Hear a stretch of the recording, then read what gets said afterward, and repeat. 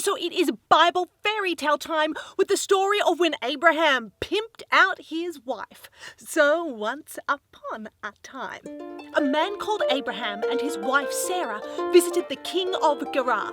But Abraham was scared that because his wife was so beautiful that the king would kill Abraham to get his wife.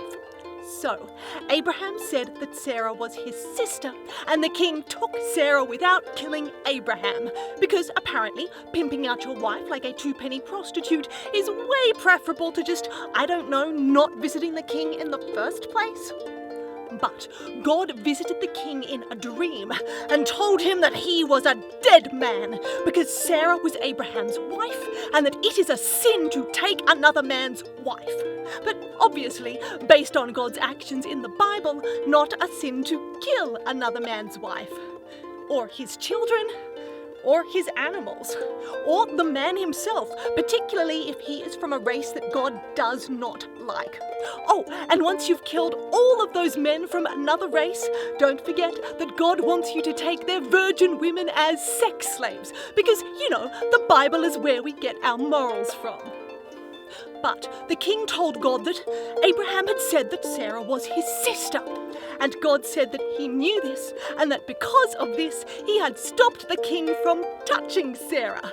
Which is quite a feat, given that God can't even seem to stop people from touching themselves, or holy men from touching children, and the amount of people who say that they have been touched by God is positively criminal, making him one of the worst sex offenders in history. Then God said that if the king did not give Sarah back to Abraham, who was a prophet of God, then God would kill the king and all of his family and friends. But that Abraham would not be punished. Which isn't surprising, as God constantly seems to allow preachers to get away with sex scandals without being punished.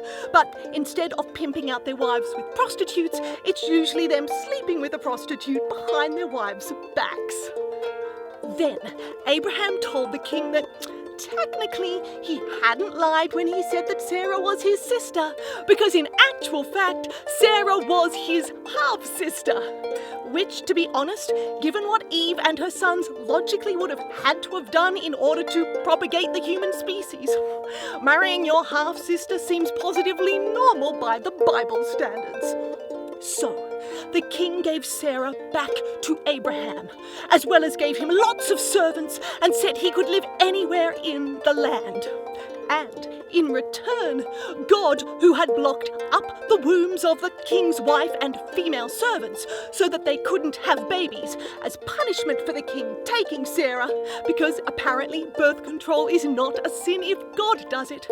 Well, then God unblocked the wombs and all of the women suddenly had lots of babies, which, unless the king had been very, very busy, looks like another lot of accusations to add to the criminal case of those who claim to have been inappropriately touched by God. God said go screw, get down and dirty while you're doing the do. God said go bang, go slam in every way you can.